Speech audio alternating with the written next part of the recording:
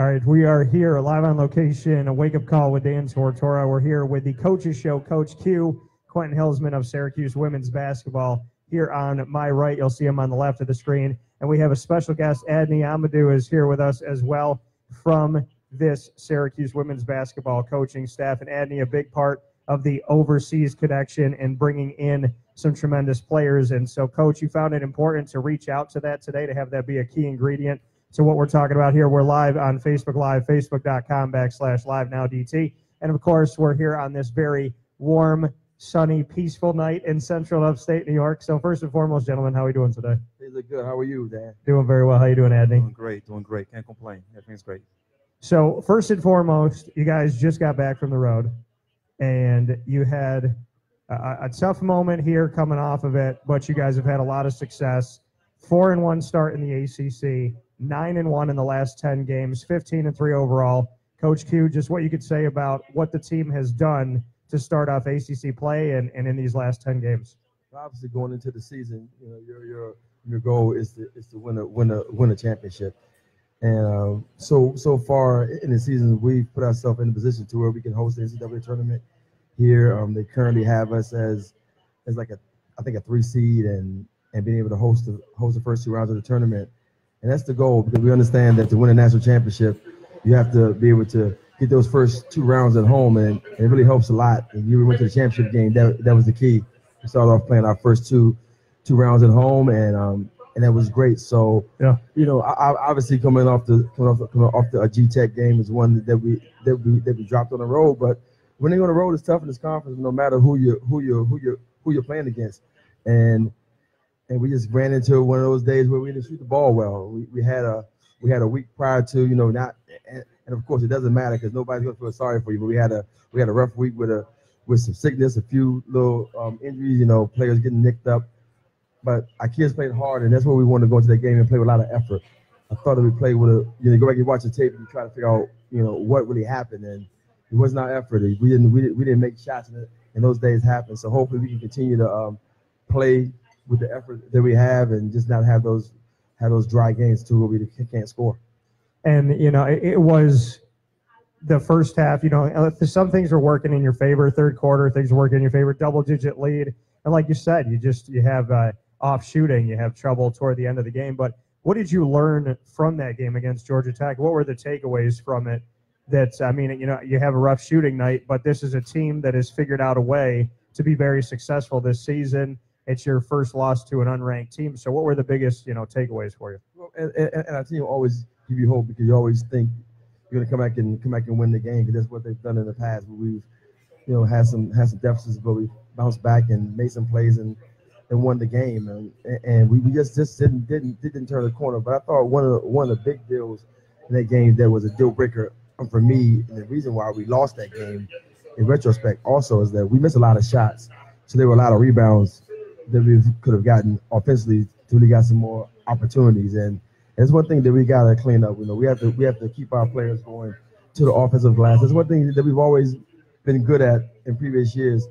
But I think that because we're so spread out and we're shooting the three a lot, we're not as close to the basket as we've been in past years to get a rebounding position. But we still need to crash for the perimeter and get some of those rebounds. But at the end of the day, the good thing about this season is you have so many games that they turn around quickly, and we play tomorrow, so we have a chance to redeem ourselves. Adeniyi, just coming back to Syracuse and being a part of this staff, you and I got to speak when you first came back in. It was at that media day.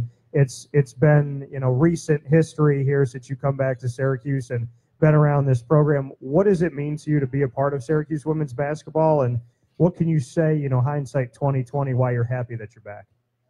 Well, it's all about relationships, and it's all about the people that you're working with, for me, right? So hindsight, it was the best decision I could have made, because in terms of the quality of life, working with people that you truly know and appreciate you, it makes it a perfect combination, you know, with along with being at a top-tier university and an elite program. Being a part of this program, what can you say about Coach Q and working under Coach Q? What you like about the way that he goes about his business and being a part of the staff? Well, Coach is a is a man that, first of all, it's all about relationships, and loyalty is everything. So once you're part of his family, he's always going to take care of you. That's the number one thing. Number two is the freedom that he gives you to grow as a young professional. He's not micromanaging you. He's just going to let you work and grow and experiment and trying to discover on your own, and just trust you to have the work ethic and the discipline and required to get the job done. So when you are around, this staff and learning from the staff, and, Von Reeves obviously been here for a while. I mean, the entire staff from strength and conditioning, which Coach Q and I have spoken a lot about, just what you could say the culture is and the environment is around this staff, and maybe how you would define the staff for women's basketball at Syracuse. Professionalism at its highest level. That's all I can say about it. People that understand the craft, respect the game, respect the job, respect the university, and more importantly, respect the people. Just great professionals. And Coach, bringing Adeniyi onto the staff, just what it meant to you to bring him in, what the purpose was, what you really felt Adeniyi Amadou could do for the Syracuse women's basketball staff.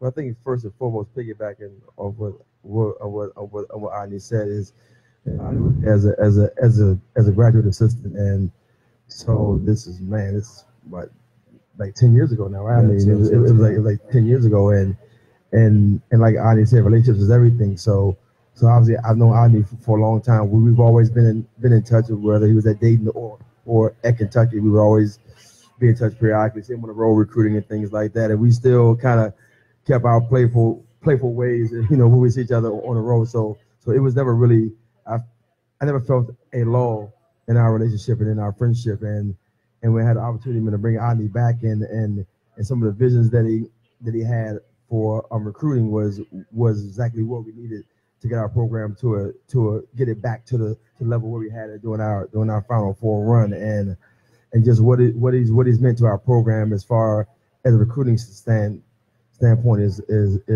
off the chart, and his work ethic and the things that he believes in as a professional, as a coach, it really challenges me as well, because you can have a staff where you all are the same and you come in and it becomes a little bit monotonous on a daily basis, but there's always opportunities to grow and learn, and I've learned a lot from Adeniyi as well.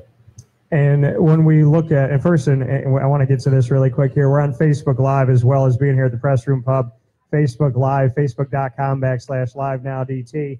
We have Andy said, thanks for doing a great job, Q-Man. We have a hello from the state of Michigan. And then one of my guys, and one of the guys closest to at Syracuse and still keep in touch with, he's at Texas Tech now, DeAndre Smith said, what's up, Q? Said, how are you, my friend? Your women are doing well, playing well. Call somebody, DeAndre. What you doing, man? That year, man. What's going on? So, yeah, and then DeAndre was just over at Utah State, found a lot of success there. Team had 10 wins, and ultimately he is now going to be at Texas Tech. So he's coming a little bit closer to the East Coast. But, Q, you got some words for him? He owes you a phone call? He owes me a phone call, man. When DeAndre was here, we really, we became close. I mean, just things that he believed in, and we learned a lot from each other. I think from being at Syracuse and recruiting. I mean, he's a dynamic coach. I mean, he's going to be a star, and he'll be a head coach soon. So I'm looking forward to him getting his own program. Yeah, absolutely. We appreciate him being here. And Adeniyi, you being a part of the international recruitment, it's something that Coach Q wanted to speak about. And, Coach, I want to thank you for, bringing it to Wake Up Call with Dan Tortora to have this conversation. But there's players from all over the world. And when I'm speaking with Coach Q, we'll be texting, and I always joke with him that he might be in France and Istanbul and Spain and Italy and, China. I mean, I never know where he's going to be. One minute he's – it's Adeniyi's fault.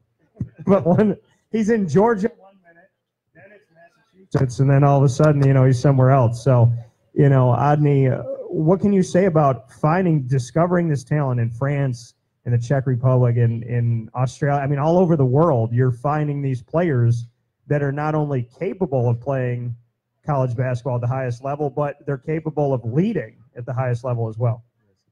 Well, the talent that has always been there. It was about finding a structure, an environment with Coach Q and the entire university that was going to be welcoming to his kids. So that's what it comes down to. See, all these kids are there. They're available to be recruited, but not a lot of people and universities and programs are willing to feature them and build around them and care for them. And so that's something that you got to give credit to Coach Q, and because it's not comfortable, right? To go outside, just like it's not comfortable for them to come here. It's not necessarily comfortable to say, okay, this is the direction we're going to go, and trying to build a program, continue building the program around people that are culturally different. But that's the direction the world is in general is going towards. How do you find these athletes? Because somehow, some way, you find a way to find the diamonds in the rough. Just bring me into the research and the time and everything that you have to do to find. I mean, I think it's hard enough to find, a player that's in the Midwest, or maybe that's out in Utah and whatnot, maybe New Mexico. But for you to find those diamonds in the rough that could be anywhere in Europe or Asia, anywhere in the world, how difficult is it? And just bring me into the background of the research that you put in and everything you have to do to find these special players.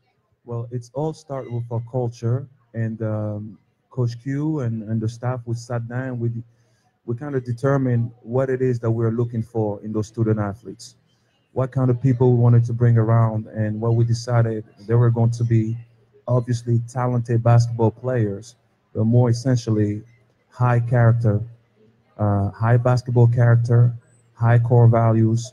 So we looked at the core values that we were looking for, and we went and got those kind of people. So it's not so much we're looking at how they're being trained, we're also looking at how they're being raised. And that's where it starts. If you look at all of our kids, like you said, they come from all walks of the earth, but they all have the same core values.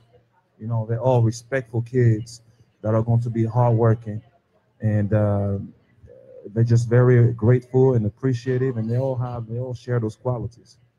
So once we've established that in a person, then the recruiting itself, seeing if a basketball player is good enough is not hard, right? It's obvious, but it's the other piece, the character piece, that takes more time. And we got a nice message from Mark Jones. Mark Jones, here, born and raised in Central and Upstate New York, Dry-Sig Apparel. Dry-Sig Athletic makes all of the clothes for Wake Up Call with Dan Tortora, also with Fan Hands and all that. Big supporter in the community and putting out some positive stuff here. But Adeniyi, you talk about finding the right character kids, but going into, you're taking a little bit of you're rolling the dice. You're taking a chance. You and Q and the staff sitting down and going through these profiles and looking at film and background information and talking to families and whatnot. But when you go over there and you meet these players, these young women, you're rolling that dice. It's a little bit of luck. It's a little bit of hope that they can, come over here and feel comfortable, that they could fit into the system, that they could fit into the environment, and at the same time that their character is going to shine through, and that the things you think you actually do know. So just speak to that a little bit, how hard it is to essentially, roll the dice, because like Hugh said, you tell him where he's going. So he's out there on the road, he lands, you're trying to, basically you're sitting in a lab, and I just picture like a bunch of computers around you, like this is the Matrix thing here, and you're dropping Q somewhere. It's like, where in the world is Coach Q? You're dropping him down like Carmen Sandiego, and you better hope that he's in the right spot. So, pinpointing this is a lot harder than I think you're even saying. You make it look easy. So Yes. How difficult is it to pinpoint the right stuff? Well, listen, the good thing is we have a system in place and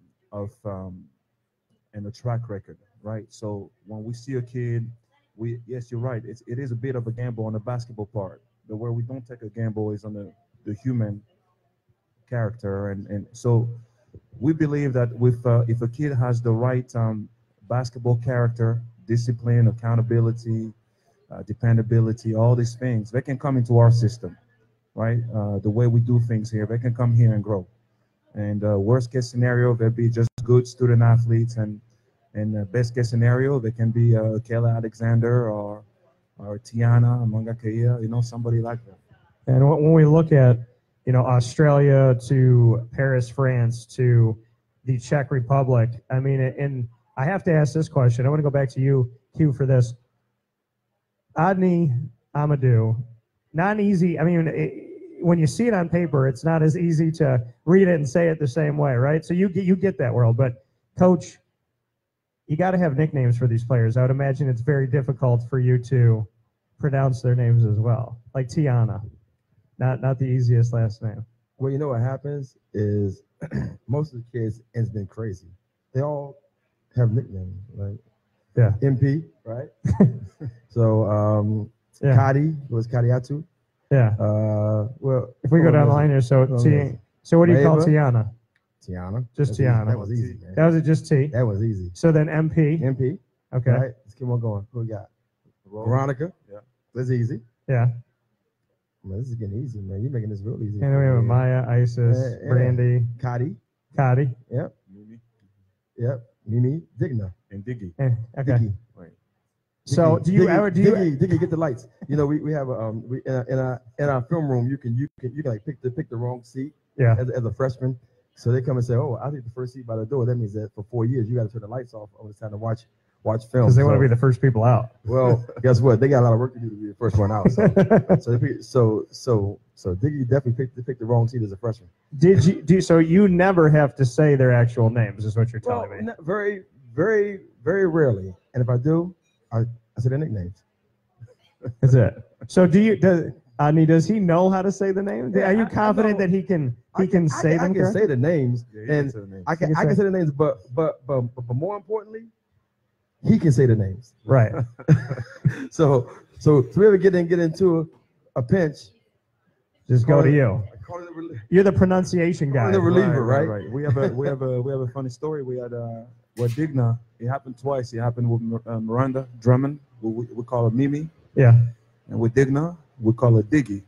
And we were trying to get her in the game, and we were trying to tell her, they put Diggy in. And coach just had no clue, who Diggy was. He came back and was like, who the heck is Diggy? And it was Diggy. So they're telling you put Diggy in. And I'm like, what? Like, did you win that game or lose that game? Listen, we win a lot of games. So okay, I was just saying, because if you lost the game because there was no communication. So we probably won it. Okay. And the other one was Miranda. They're like, Mimi. I'm like, who is Mimi? Because Miranda's that's not hard to say. Yeah, but that's MD. I like MD, like a doctor. Just call her MD. I like that too. But I copyright that. You got to pay me for that one. No. I don't think you copyright MD, my friend. But I don't think you can do that one. Maybe something else, but not that one. But yeah, it's one of those deals to where I think the more you're around the kids, you kind of give them nicknames, and you start shortening their names. Like Tiana, I call her T a lot. Yeah. To make it easier for you. And then I call her T, and then Tammy responds. I'm like, no, I'm talking to Tiana. So you kind of got to be careful with that too. So I want to do something called Tell Me Something Good, and we're going to go to other members of the staff. Can I eat my food while I'm telling you something good? Yeah, so you could get a little bit of your food here. So Adeniyi, I'm going to go to you. Tell me something good about Von Reed. Bright. Just one word, or just I can say a sentence? You can say whatever you want to say about him. Just in terms of understanding the meaning of preparation. Yeah. The guy is just high level.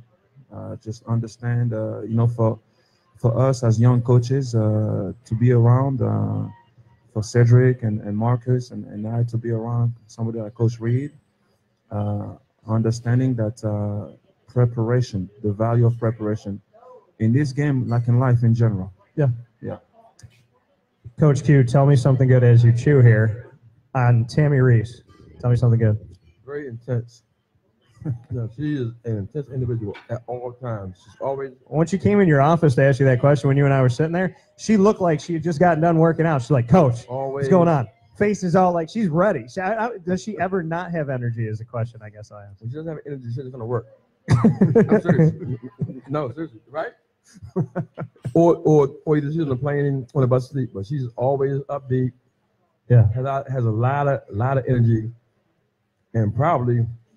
We're all competitive, but her competitive juices and energy is off the chart. That coming from Coach Q.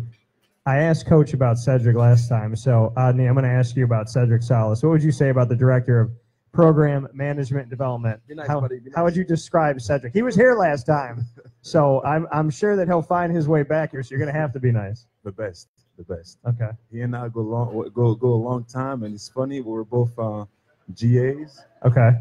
and we would have fantastic conversations about our futures and what we wanted it to be. And Cedric is just again, the staff is full of very professional people. Cedric is just on top of organization. He makes Okay. it's kind of a glue that makes everything go. We never have to worry about any glitch on the road. He's like how you call that guy on HBO show, Donovan? He's a Ray fixer. Donovan. He's a fixer. Okay. He fixes everything. He's a fixer. Solves all the problems. Okay. Yeah. Fair enough. Ray Donovan. Coach Q, Marcus Shelmadine. What would you say about Marcus, manager of multimedia and technology? Tell me something good. He's always on the edge, and I make sure I keep him that way. He never knows where I'm coming from. Same thing. Marcus was here. Marcus was a student here. Yeah.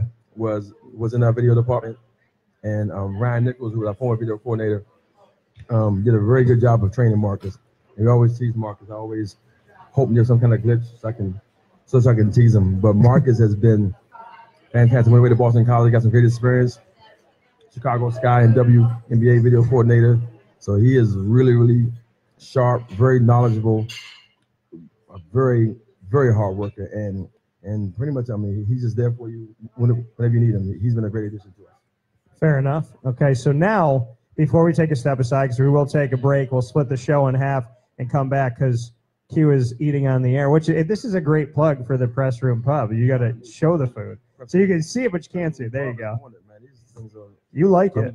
You like the wings. You got the boneless wings today? Yeah. Wait, what flavor did you get? Bonus, the honey mustard. The honey mustard ones. Unbelievable. See, that's good to know how comfortable Coach is. You just eat here on there. And a little diet root beer. So I'm going to ask you both before we take a step aside. PressRoom Pub cups. Here at the PressRoom Pub. There you How go. much are these cups? Just put it in your jacket. It's free. Just put it in your jacket. It's okay. We'll make it work. They're plastic. We'll find more. But we're here with Coach Q and Adeniyi Amadou, and of course Dan Tortora. Wake Up Call with Dan Tortora, live on location here with Syracuse women's basketball. We're here every month during the season, and before we take our step aside, Adeniyi, I'm going to go back to you here. Tell me something good about Coach Q.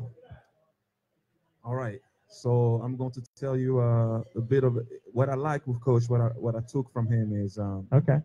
From a player standpoint, I used to play, and I can really appreciate that with Coach is once he trusts you as a player, okay, he's going to go with you. And I saw that with when I was at Kentucky. I used to spend a lot of time with the men's staff, and Calipari. I remember they lost in the Final Four, Elite Eight to Wisconsin, with Kaminsky and everything, and he had the twins and the Harrison twins. Yeah. And Devin Booker was on the bench, and he wouldn't play him. And he was like, those two earned the right to be there. We're going to win or lose on their terms. And we see a lot of that with Tiana, where sometimes, the staff, we're like, no, we got to take her out. And Coach is like, no, we're going to go out with her. She got us here, and yeah, she deserved to finish the game. So that's one thing with Coach that I've always been impressed with, where the faith that he has in his players. Once you trust them, yeah, that trust is almost unbreakable. So once you get Coach Q's trust, you keep it. Oh yes. All right, fair enough. All right, Coach Q, tell me something good about Adeniyi Amadou. One thing that I can say with Adeniyi's coming back, and it was funny. I'm probably gonna tell on ourselves. Cedric and I were talking about it yesterday. And I said, man, the difference between you two being GAs and now you guys really being full-time on staff is your knowledge levels are just through the roof.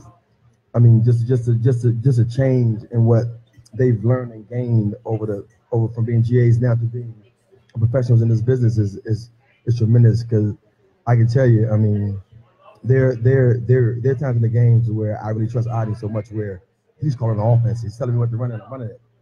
And it's refreshing that you have somebody that kind of you can trust and you know that they're giving you the right adjustments or making the right calls. And we have a staff like that. And I was telling I said probably 80% of the time I'm listening to him and I'm doing it. And was saying 80% of the time I'm listening to him and I'm doing it whatever he says on the road. And I think this says a lot about those guys being a professional, but more importantly, it says a lot about their knowledge and they're really mastering their craft. Yeah. 80% of the time. What is the other? It's about 80. Isn't it about 80%? But it cannot be 100%. That would be bad. So 80% is okay. good. No. So you're admitting that 20% of the time you may be wrong. Yes, I'm human. Okay. Except for no, I got a funny story from one of our 2 games ago. Okay. Adeniyi's we're at halftime and we're at Pitt. I know Adeniyi's mad. So we're up by 6 and he's standing there and he's looking around. I always tell him he gets mad because he starts looking around because he don't want to look at me because he's ready to go off. So he goes, we gotta stop pressing. I was like, listen, man, we're gonna press. We're gonna speed this game up. We gotta stop. No, we have to stop pressing. This is crazy. We're gonna layups, so on and so forth. So we go out the second half and we don't press. We get up by 20 something points. So it's a timeout. And Adeniyi goes, we gotta press. I'm like, dude, you told me not to press. We're up 20. Now you want to press? Like, why would I do that? No, I'm not doing that. like that was one of those 20%. Like, no, You said don't press. I'm not pressing. We're winning up by 20. We're ready to go home. I'm not pressing. And so the one of those that's the 20%. Yeah. But I tell you what, because he got it right when you were up by 6, he got it right to get you up by 20. But then he tried to go back to the press. Probably wanted me to feel good. I think that's probably what it was. He wanted you to press for the last minute so that you could feel like you weren't wrong. Yeah. And that right. And we're in the court during the timeout. And so people are like, are they crazy? I'm like, are you crazy? No. I just walked to the huddle. Like, we're done. We're done talking. I'm going to the huddle, talk to the team. Like, what's wrong with you? That coming from Coach Q, Quentin Hillsman, Adeniyi Amadou here with me, Dan Tortora here, Wake Up Call with Dan Tortora, live on location, on site here at the PressRoom Pub. We're here every single month of Syracuse women's basketball season with Coach Q. We had Said with us last time. We have Adeniyi Amadou with us this time around. Want to thank everybody that's watching on Facebook.com/LiveNowDT. And we want to thank the PressRoom Pub. Shout out to Mark Jones getting on a flight. Said, great job, guys. Hashtag making it happen and go Orange Women as the support is here. Appreciate you, Mark, my man. So, a lot of support going on here. The team is 15-3, 9-1 in their last 10 games, 4-1 in ACC play. We're going to take a step aside. Q needs to finish his food. The trio of us will be back in just a couple minutes. So if you're on Facebook, stay with us. Facebook.com/LiveNowDT. Of course, stay with us here at the press room. Come down and see us 220 Herald Place in Syracuse, New York. 400 parking spots, free to park and have some fun. And when we come back, we're going to start the discussion with if Adeniyi has ever seen any other coach get farther out onto the floor than Coach Q. We'll do that in just a moment. Thank you all.